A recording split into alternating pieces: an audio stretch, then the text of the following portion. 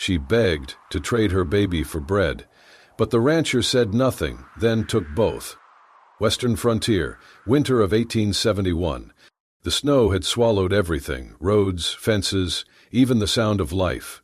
A small town, nestled beside the hills, now seemed more like a frozen graveyard.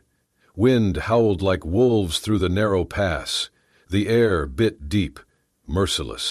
At the very edge of the valley, where the land dipped low and trees stood bare against the sky, stood a lone ranch. Smoke drifted from its chimney, a thread of warmth in a world turned white. Mara Lark stumbled toward it, barely standing. She was 24.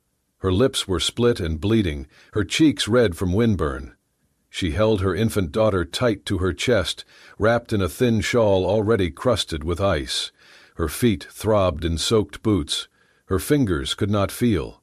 But worse than her own pain was the stillness in the bundle she carried. The baby was quiet. Too quiet. Mara had nothing left to feed her. Her body, drained from cold and fear, gave no milk. The child had stopped crying hours ago. Now she barely breathed. Belinda knew she was. 3 houses ago, Mara had started knocking. The first told her to go away. The second pulled their curtain aside and let it fall without a word. The third had slammed the door with such force it rattled the porch.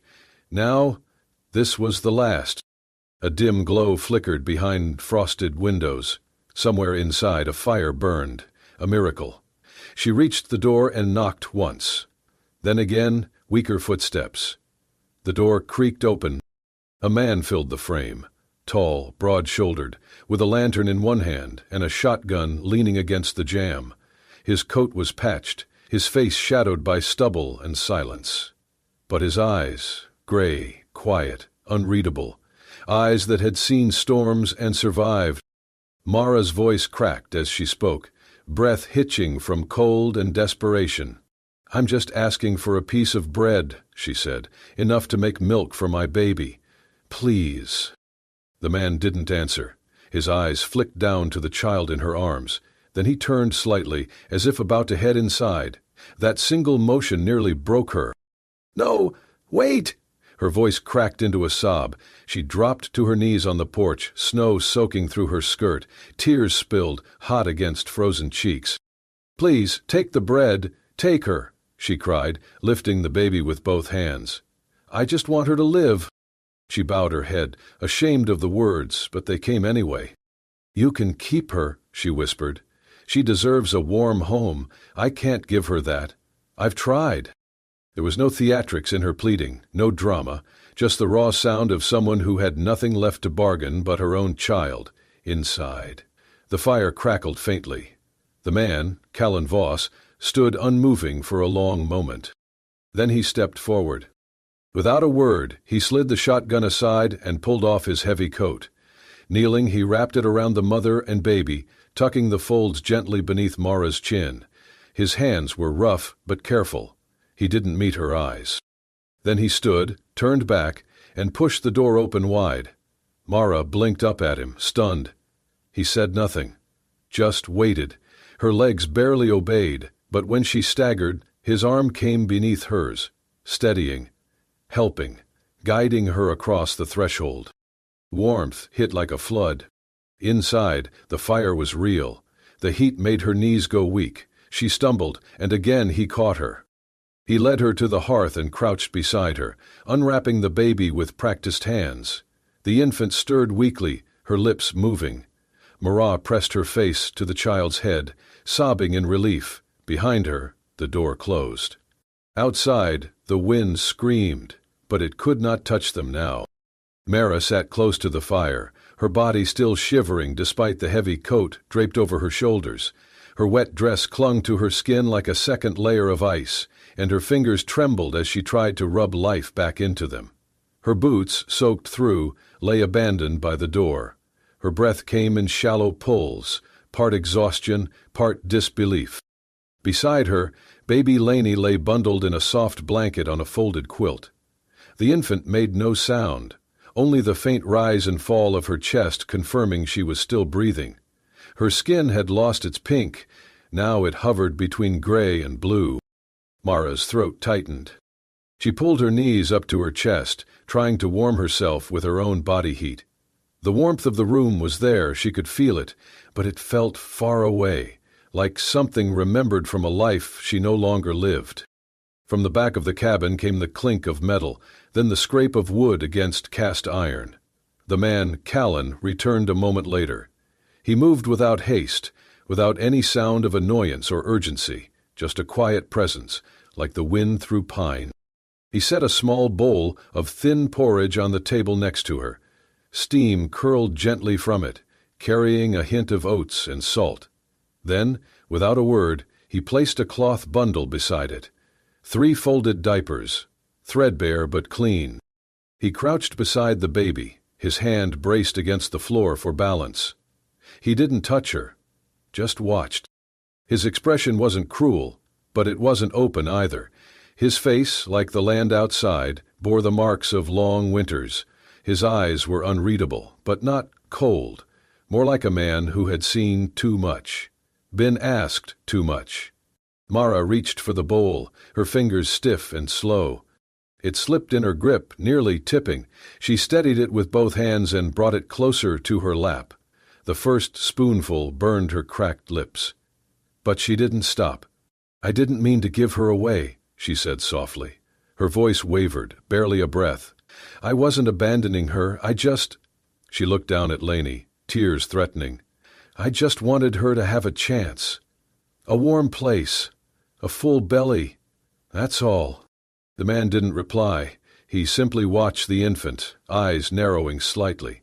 Then something flickered behind them. Memory. A fire. A different winter. A smaller body. Years ago, this very room had seen another fight for life. His son Finn, only weeks old, burning with fever. Callan had stayed up all night feeding the fire like a man possessed.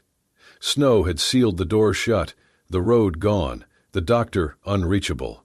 He'd knelt beside Finn's cradle, breath held every time the boy wheezed. He'd whispered prayers to a God he wasn't sure was listening. And before even that, his wife, pale and bleeding, gone within hours of birth. No cries, no warning, just silence. He'd buried her behind the barn, the shovel slipping in frozen ground, held Finn with shaking arms, and made a promise. That the boy would live, even if he had to burn down the world to make it so. Callan blinked. The fire snapped, the scent of smoke and wool settled between them. He looked at Mara now, truly looked. And in her hunched shoulders, in the way she hovered over her child with every ounce of herself, he saw what no words could express. This wasn't desperation born from selfishness. It was the kind born from love, raw and wild. She glanced at him, and for the first time saw something more than caution in his gaze. She saw grief, and knowing, he stood slowly and walked to the wash basin, wet a towel with warm water and brought it back, pressing it gently into her hands. Still, he didn't speak. Mara stared at the cloth, blinking fast. "Thank you," she said. So he gave only a small nod before retreating to another room, the sound of his boots heavy on the wooden floor. But something had changed. She felt it. A soft shift. A door cracked open. She looked around the room. A pair of small boots by the hearth. A wooden horse tipped on its side. A patched blanket draped over a second rocking chair. This house had known the sound of a child. And maybe, just maybe, it could again. The first thing Mara noticed when she awoke was warmth. Not just the blanket over her or the fire still crackling, but the way the cold no longer sat heavy in her bones. The baby, Lane, lay wrapped in layers near the hearth, her cheeks pink, her tiny lips slightly parted in sleep. For a moment, Mara could hardly believe it. She sat up slowly, her joints aching, her clothes stiff from the dampness of days past. But her baby was warm, breathing easier. Someone had moved them in the night. The man. Callan turned toward the kitchen. He was already at the stove, pouring something into a tin bowl. He glanced over once, then slid the bowl across the table. Supper. Or maybe breakfast. Mara could not tell any more what time it was. only that the food smelled faintly of potatoes and herbs. She whispered, "Thank you." He gave a slight nod, then stepped into the hallway and returned with a folded sweater, wool, worn but still soft. He set it gently beside her, not meeting her eyes. That night, he placed an extra log on the fire before retreating to his room. The next morning, Mara woke to the sound of hammering. She followed the noise to the side of the house and found Callan outside, reinforcing the window shutters to her room. The wind had rattled them all night, and now he was sealing the gaps with thick wood slats. He did not look at her, just kept working. She watched a while, then returned inside, heart fuller than she wanted to admit. Each evening brought more quiet acts of care. A bowl of hot broth left near the bed, clean linens folded neatly, a cracked ceramic cup filled with warm water, placed where she could reach it in the night. He never asked questions, never intruded, but he noticed. When Laney fussed, he would glance over, subtle concern flickering across his otherwise unreadable face. When Mara winced, walking across the cold floor, he slid a pair of woolen socks near the hearth without a word. By the fourth day, the silence between them no longer felt heavy. It felt safe. One evening, as the wind howled outside and the fire danced long shadows across the room, Mara turned to him. Her voice was small but steady. "My name's Mara." She paused, then looked down at the bundle in her arms. "Her name is Laney." He didn't speak right away, just looked at them both. Then, "Callan." Just that, nothing more. And it was enough. She nodded, later. As she tucked Laney in, she noticed something new. The quiet wasn't hollow anymore. It held shape. It had weight.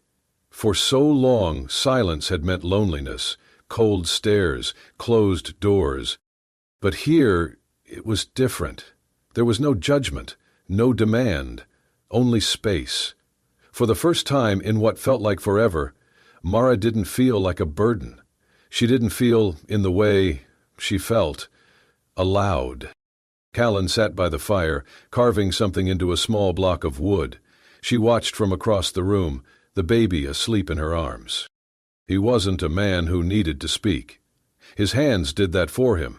Every bowl of soup, every extra blanket, every window fixed without being asked, and in that, Mara understood something. This man, this stranger, was giving her more than food or shelter. He was giving her a chance. The fire crackled quietly. Outside, snow pressed against the windows, thick and heavy, muffling the world beyond.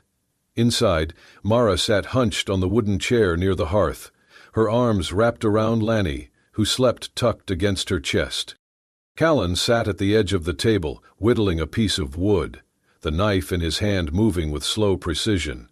He did not speak, but she could feel his presence steady beside her.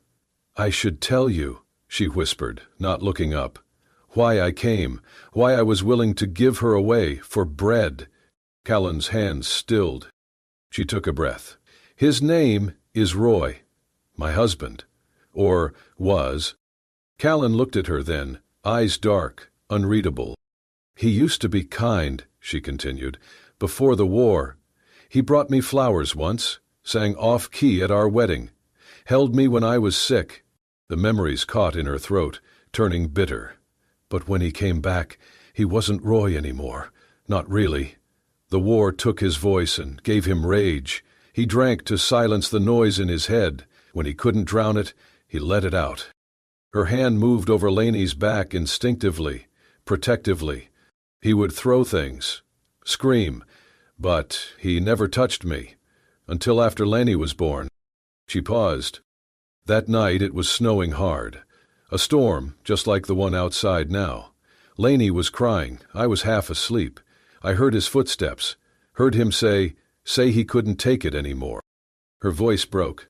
I got there just in time. He was standing at the open door, Laney in his arms. He looked at me and said, "Maybe she'll learn silence if the cold takes her." Callan's hand gripped the edge of the table. I didn't think, I just moved. Took her from his hands and ran. No shoes, no coat, just a blanket and fear.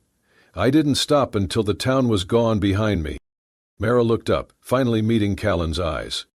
"I've been walking ever since." The silence stretched.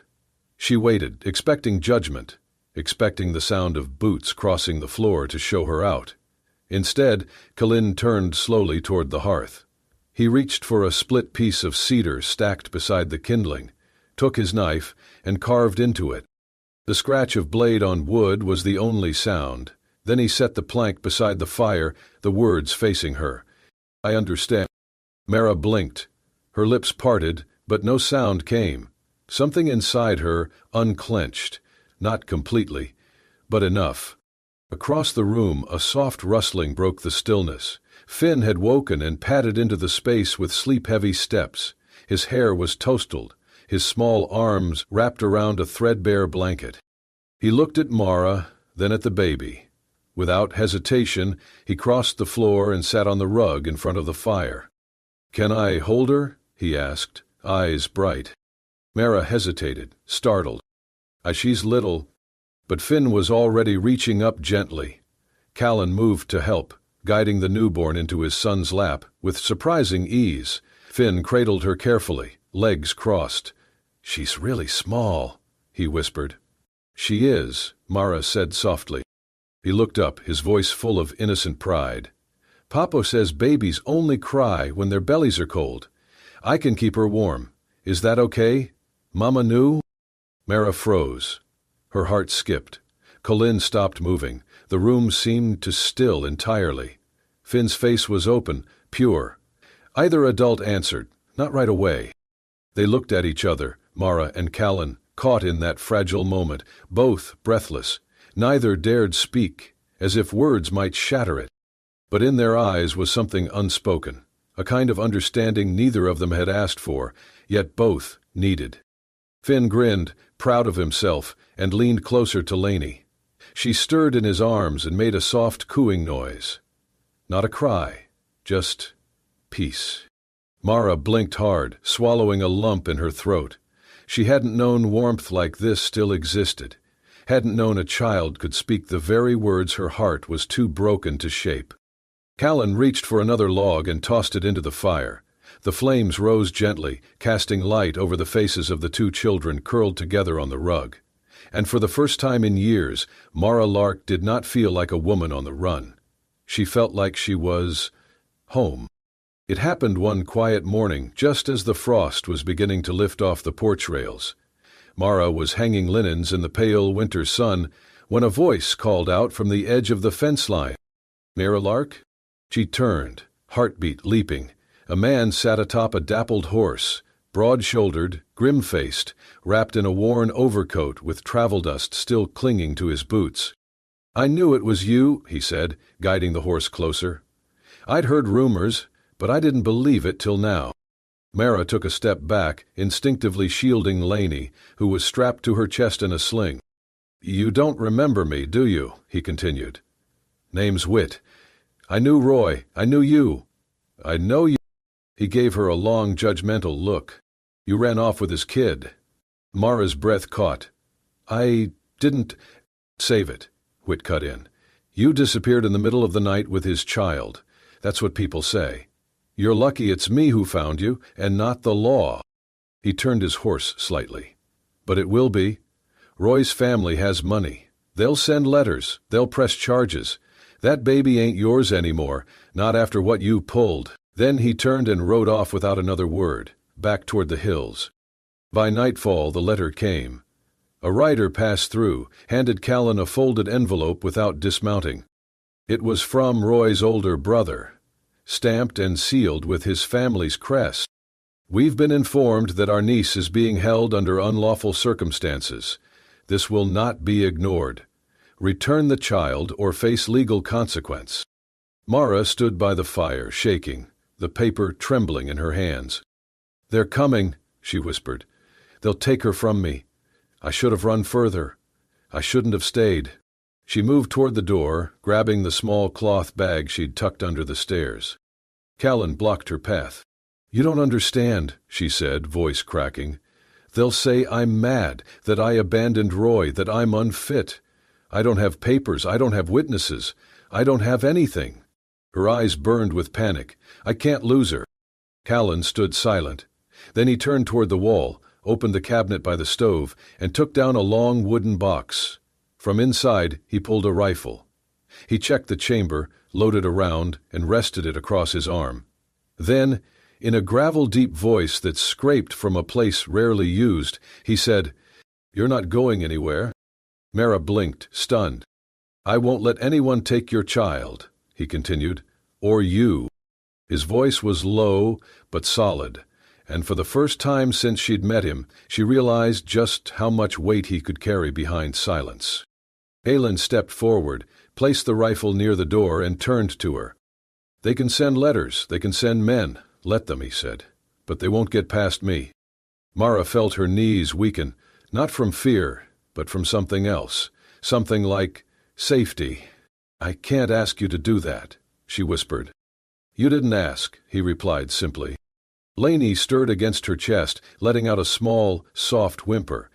Mara looked down at her child, then back at Callan. He was already moving, tightening the latch on the window, double-checking the locks, reinforcing, flaring, not because he had to, but because he chose to. Mara sank into the nearest chair, burying her face in her hands. Cullen knelt beside her, not touching her, not speaking. Just there. Steady, like a wall she never knew she could lean against, and outside the wind began to rise. The sun was low when it happened, dripping orange over the horizon, casting long, sharp shadows across the yard. Mara was inside, rocking Laney near the hearth, humming a half-forgotten lullaby, the kind her mother used to sing. The house was still, quiet, too quiet, until the distant sound of hooves shattered it. She rose slowly, clutching Laney to her chest. Through the front window she saw the figure, thin, slumped in the saddle, swaying with each step of the horse. Her breath caught. Roy. He rode like a man half dead, but his eyes burned with something feral. His coat flapped in the cold wind, and a pistol hung loosely from his belt. When he reached the porch, he didn't dismount. He shouted, voice slurred but sharp, "Mara, I know you're in there." She backed away, heart hammering. "Open the damn door? You think you can just run off, take what's mine, my wife, my kid?" Laney whimpered. Mara held her tighter, panic rising. Roy dismounted with a stumble, staggered up the steps, and began pounding on the door with his fists. "You don't get to disappear! You don't get to hide!" Mara looked around wildly. Callan wasn't home. He had taken Finn into town that morning, something about a fever. There was no one else. She grabbed a chair and wedged it beneath the door handle. Her fingers shook as she fumbled with the lock. But it was too late. Roy roared, shoved his shoulder into the wood. The door cracked. With a final shove, it burst open. Mara screamed. He stormed inside, eyes wild, reaching for her. "You're coming with me," he hissed, grabbing her wrist. "Both of you." "No!" she cried, twisting away, shielding Laney with her body. He yanked her roughly. The baby wailed. Mara fell to her knees, clutching Laney like a shield. And then, hoofbeats, fast, heavy. The front gate slammed open, calling. He jumped from the saddle before the horse had even stopped. The moment he saw the splintered door, the chaos inside, he moved. Silent. Cold. Roy turned just in time to draw his pistol. The shot rang out. It missed, hit the door frame with a crack. Colin didn't miss. His bullet struck Roy in the shoulder, spinning him backward with a howl. He collapsed to the floor, bleeding and cursing. Callan stepped forward, expression unreadable, rifle steady. Roy tried to crawl toward his gun. Colin kicked it away. He said nothing. Just knelt, bound Roy's wrists behind his back with a length of leather cord, then dragged him out into the yard. Roy thrashed, screamed, but Colin was a wall of calm. He tied the bleeding man to his own saddle, mounted his horse, and rode straight for the town. The ride was slow, deliberate, and the town was watching. By the time Callan reached the main street, people had gathered. Shopkeepers stepped outside. Mothers hushed their children. The sheriff stood, waiting on the steps of his office. Callan dismounted, pulled Roy from the horse, and let him drop to the dirt. Then he looked around. His voice, rough and graveled, carried through the hush. "This man threatened to kill a child," he said simply. The crowd murmured. One man spit into the dust. A woman gasped and covered her mouth. The sheriff knelt, checked Roy's wound, then looked at Callan and gave a grim nod. "We'll take it from here." They hauled Roy to his feet. He cursed all the way, but no one listened. As the townsfolk began to disperse, a woman, owner of the dry goods store, turned to her neighbor and muttered, "No wonder she ran." Mara stood far off, just beyond the rise, Laney in her arms. Colin looked up and found her eyes. He didn't smile, just gave her a quiet nod. She returned it, tears clinging to her lashes. By the end of the week, the wind in town no longer whispered scandal. It carried something else, respect, maybe even regret. Word of what had happened at the Voss ranch spread faster than fire and dry brush. The tale grew as it passed from porch to parlor, how Callan Voss, the silent widower, had ridden into town with a bound man, bleeding from the shoulder, declaring him a danger to a mother and her child. How the townsfolk had watched the law haul Roy Lark away, while Mara stood on the outskirts, her baby clutched to her chest, her face pale but unflinching. People who once crossed the street to avoid her now nodded as she passed. The same mouths that had muttered behind cupped hands offered cautious greetings, sometimes even a smile.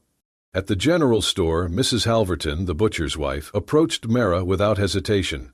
She pressed a parcel into her hands, soft, wrapped in a clean square of muslin. "Reed and lard," she said quietly, "for the little one." Mara blinked in surprise, her fingers clutching the warm bundle. "Thank you." The woman just nodded and walked away, eyes flicking briefly to Laney, nestled in the sling across Mara's chest. A few days later, as the snow began to pull back from the fence posts like tide from shore, the widow Claiborne trudged slowly up the ranch path, her gait stiff, her shawl pulled tight. She said nothing as she set down a cloth sack on the porch, only nodded once, sharply, before turning to leave. Mara stepped outside just in time. "Ma'am?" she called. The old woman paused, one hand on the gate. "Where are we going?" Mara asked, voice soft. The widow didn't turn. Her shoulders rose and fell with a quiet sigh. "Because it ain't the baby's fault, and it sure as hell ain't yours." Then she was gone, her boots crunching down the path. Inside the sack, Mara found warm knitted blankets, a jar of amber honey, a tin of salve for cracked skin, and at the very bottom, a hand-sewn baby bonnet made of soft blue cotton with tiny white stitches along the edge. Mara held it to her chest, suddenly unable to breathe. Inside the ranch, Callan spoke little, but his hands worked like prayers. He reinforced the fence line with new cedar posts, even as the cold bit his skin raw.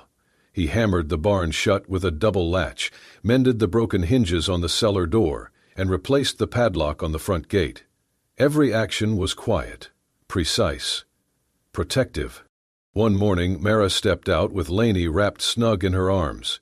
She stopped at the porch steps. Colin was crouched by the gate, sleeves rolled, cheeks red from the cold.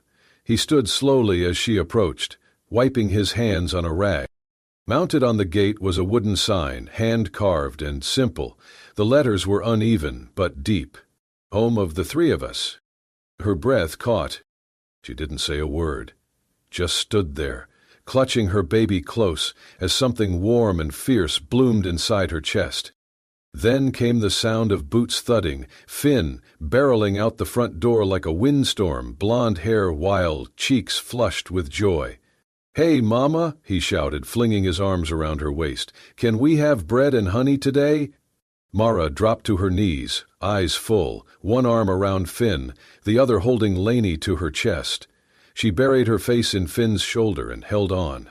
He didn't wriggle free, didn't ask why she was crying. He just leaned into her, like he'd done it 100 times before, like he belonged there. And maybe he always had. That evening, Mara sat on the porch as the sun bled gold across the hills. The snow was melting, carving little streams that whispered of spring. Callan joined her in silence. Behind them, laughter rang out, Finn's voice chasing shadows down the hall, Lainey's soft coos close behind. Mara turned her face to the wind, and for the first time in years, it didn't sting. It felt like home. By early March, the snow had melted into soft, uneven patches along the hillside. The air carried the scent of thawing earth, damp pine, and the faint sweetness of sap rising in the trees. Ice, once thick on the windows, had loosened its grip entirely. The wind, once a howling threat, now came as a gentle breeze, brushing against the walls of the cabin like a familiar friend. Chickens scratched curiously at the thawed soil near the barn, clucking softly as if surprised to find the ground again. Smoke from the chimney curled into a pale blue sky, no longer a lifeline, just comfort. Inside, the cabin smelled of warm bread, cinnamon, and a trace of lavender from the dried sachet hanging above the hearth. Lainey, now fuller in the cheeks and stronger in her kicks, lay in the handmade cradle Callan had sanded and reassembled himself. Each time Finn leaned over her with a picture book in hand, she kicked excitedly, gurgling and squealing, as if understanding every word. Finn had taken to reading aloud, tracing the pictures with his stubby fingers, mimicking Callan's deep, quiet voice. Once upon a time, he'd say with exaggerated seriousness, before breaking into giggles when Lanny reached out to grab the page. Callan, once silent as the snowdrifts, now spoke in low tones, more and more each day. The words came slowly, some stilted, some unsure, but always with care. He practiced them with Mara in the quiet hours after chores, sitting by the fire while she mended clothes or shelled beans. In the evenings, he read, to Lainey. Just a line or two from a book about farm animals or weather, but his voice was steady. Rough, real. That morning, Mara stood alone on the porch, a worn mug of tea nestled between her hands. Her eyes roamed the wide land beyond the ranch, the fields greening softly, the trees on the hills dusted with the first hints of buds. It felt like breathing after holding your lungs still for months. The stillness wasn't heavy now. It wasn't the quiet that came with hiding or fear. And it was calm. It was peace. She heard the creak of the cabin door behind her but didn't turn. She felt his warmth first, the familiar presence she now trusted like sun after frost. Then his hand settled lightly on her shoulder. In his other hand he held a small plaque, smoothed around the corners, carved with careful hands. He offered it without a word. She took it and looked. The letters were imperfect, uneven in spots, but unmistakable. Family is something no one can take from you. She didn't cry. She'd shed enough tears in the cold, but she leaned back into him, just enough to let his arm slide around her waist. I believe that, she whispered. Later that day they all sat on the front steps, Mara with Lainey bundled in her arms, Callan beside her, and Finn sprawled against